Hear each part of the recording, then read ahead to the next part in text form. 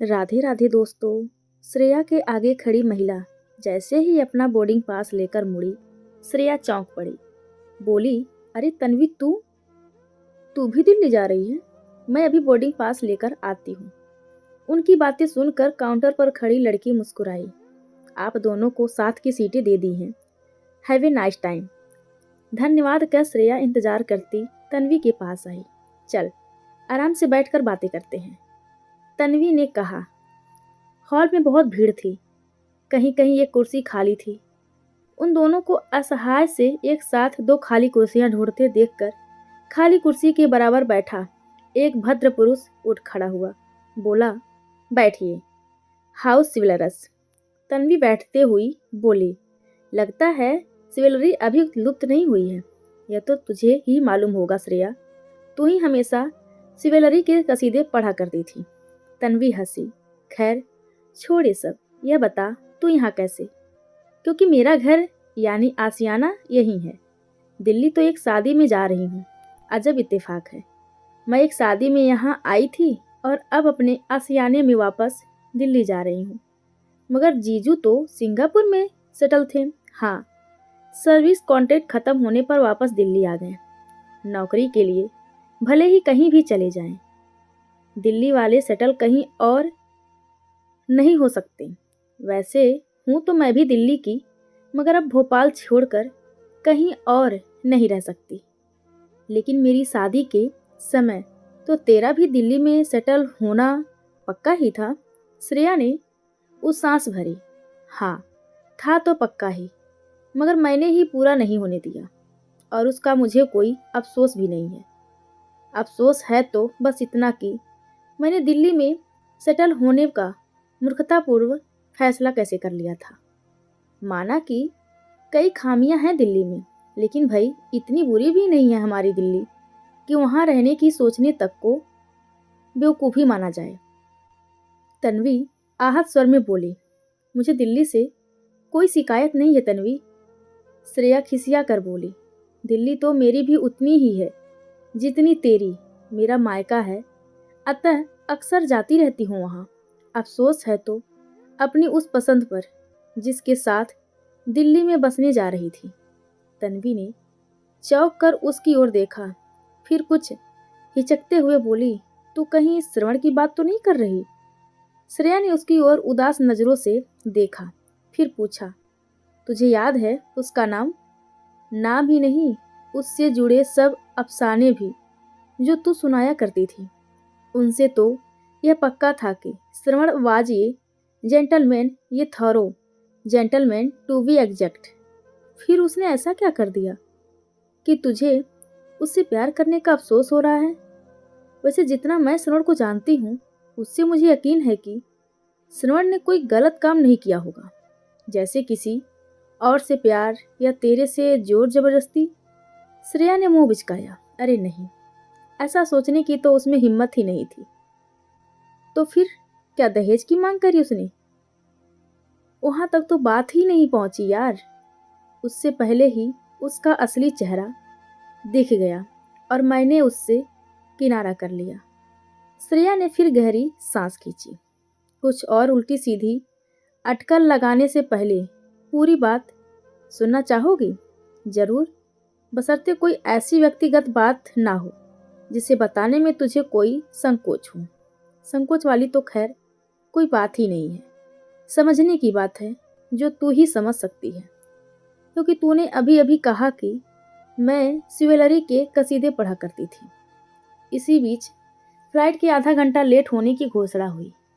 अब टुकड़ों में बात करने के बजाय श्रेया पूरी कहानी ही सुना दी। मेरा श्रवण की तरफ झुकाव उसके शालीन व्यवहार से प्रभावित होकर हुआ था। अक्सर लाइब्रेरी में वह ऊंची शेल्फ से मेरी किताबें निकालने और रखने में बगैर कहे मदद करता था। प्यार कब और कैसे हो गया पता ही नहीं चला, क्योंकि हम एक ही बिरादरी और स्तर के थे।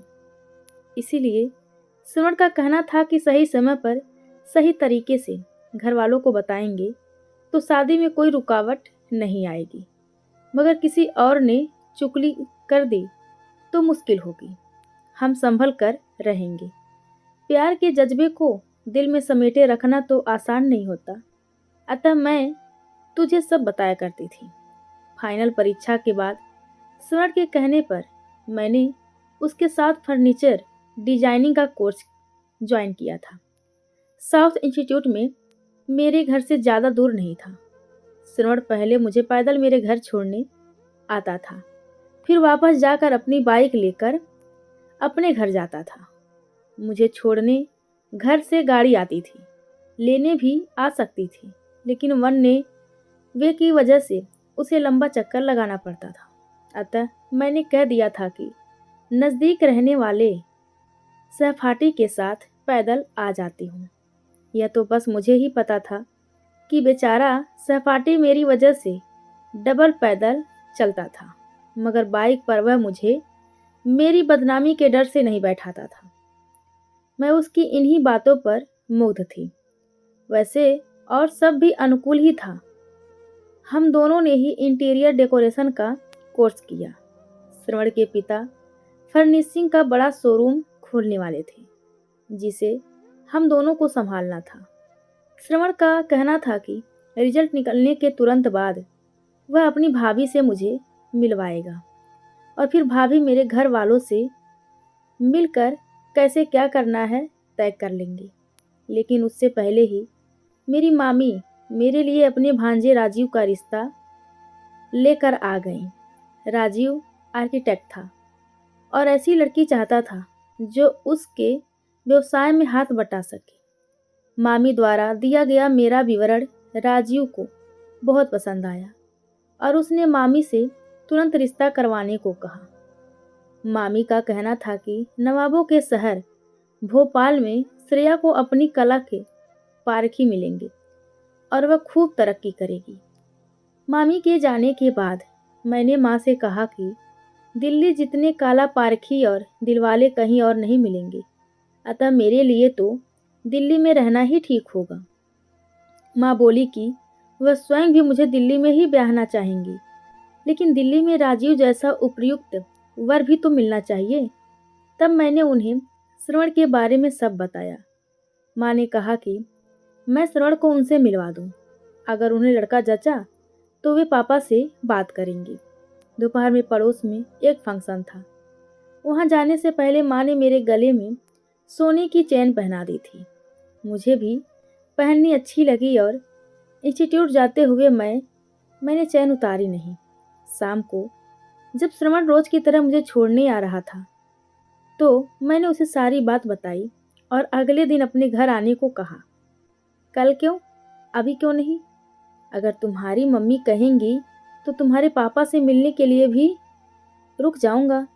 श्रवण ने उतावली से कहा, तुम्हारी बाइक तो डिजाइनिंग इंस्टीट्यूट में खड़ी है, खड़ी रहने दो। तुम्हारे घर वालों से मिलने के बाद जाकर उठा लूँगा। जब तक अगर कोई और ले गया तो अभी जाकर ले आओ ना। ले जाने दो, अभी तो मेरे लिए तुम्हारे मम्मी पापा से मिलना ज़्यादा ज़रूरी है। सुनकर मैं बाव विभोर हो गई और मैंने देखा नहीं कि बिल्कुल करीब 2 गुंडे चल रहे थे, जिन्होंने मौका लगते ही मेरे गले से चैन खींच ली। इस छीना झपटी में मैं चिल्लाई और नीचे गिर गई, लेकिन मेरे साथ चलते श्रवण ने मुझे बचाने की कोई कोशिश नहीं करी। मेरा चिल्लाना सुनकर जब लोग इकट्ठा हुए और किसी ने मुझे सहारा देकर उठाया, तब भी वह मूक दर्शक बना देखता रहा। और जब लोगों ने पूछा कि क्या मैं अकेली हूँ, तो मैंने बड़ी आस से श्रवण की ओर देखा, लेकिन उसके चेहरे पर पहचान का कोई भाव नहीं था। एक प्रौढ़ दंपति के कहने पर कि चलो हम तुम्हें तुम्हारे घर पहुंचा दें, श्रवण तुरंत वहां से चलता बना। अब तू ही बता, एक कायर को सिविलरस हीरो समझकर उसकी सिविलरी के कसी पढ़ने के लिए मैं भला खुद को कैसे माफ कर सकती हूँ? राजीव के साथ मैं बहुत खुश हूँ, पूर्णतया संतुष्ट, पर जब तब खासकर जब राजीव मेरी दूरदर्शिता और बुद्धिमत्ता की तारीफ करते हैं तो मुझे बहुत ग्लानि होती है और यह मूर्खता मुझे बुरी तरह कचोटती है। इस हादसे के बाद श्रवण ने तुझसे संपर्क नहीं किया? कैसे करता? क्योंकि अगले दिन से मैंने डिजाइनिंग इंस्टीट्यूट जाना ही छोड़ दिया। उस जमाने में मोबाइल तो थे नहीं और घर का नंबर उसने कभी लिया ही नहीं था। माँ के पूछने पर कि मैं अपनी पसंद के लड़के से उन्हें कब मिलवाऊंगी, मैंने कहा कि मैं तो मजाक कर रही थी। माँ ने आश्वस्त होकर पापा को राजीव से रिश्ता पक्का करने को कह दिया। राजीव के घर वालों को शादी की बहुत जल्दी थी, अतः रिजल्ट आने से पहले ही हमारी शादी भी हो गई। आज तुझसे बात करके दिल से एक बोझ सा हट गया तन्वी। लगता है अब आगे की जिंदगी इत्मीनान से जी सकूंगी, वरना सब कुछ होते हुए भी अपनी मूर्खता की फांस हमेशा कचोटती रहती थी। तभी यात्रियों को सुरक्षा जांच के लिए बुला लिया गया। प्लेन में बैठकर श्रेया ने कहा, मेरा तो पूरा कच्चा चिट्ठा सुन लिया, पर अपने बारे में तो तूने कुछ बताया ही नहीं।